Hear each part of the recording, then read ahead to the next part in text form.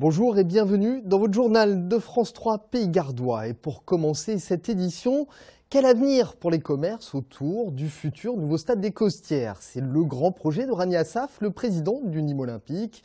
Construire une nouvelle enceinte pour les footballeurs, mais aussi un centre commercial. Mais la Commission nationale d'aménagement commercial se montre critique envers le projet.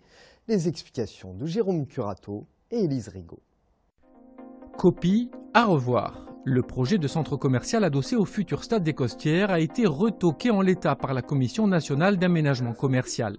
Une décision salutaire pour le groupe d'opposition de gauche au conseil municipal nîmois, qui dénonce depuis toujours un projet certes privé, mais coûteux pour les finances de la ville.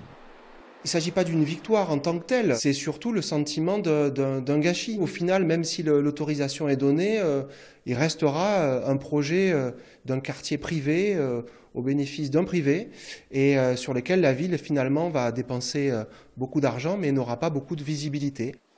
Alors que la commission départementale avait validé le projet présenté par la société Nemo, l'instance de recours soulève des insuffisances du dossier sur son manque d'ambition écologique, mais aussi sur la prise en compte des aménagements routiers et donc publics qu'il faudra réaliser pour assurer une bonne circulation vers le nouveau quartier.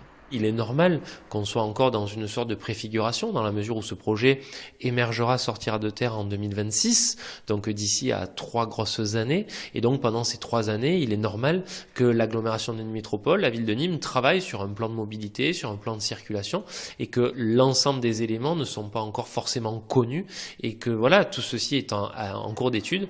Pour les commerçants nîmois, à l'origine du recours contre le projet initial, l'avis défavorable rendu par la Commission nationale doit permettre de préciser la nature de l'offre commerciale envisagée par les promoteurs. 2 points cruciaux ont notamment été soulevés qui évoquent le risque de concurrence mortifère pour les boutiques du centre-ville. Le premier, c'était le nombre de mètres carrés de surface affectés au commerce de proximité.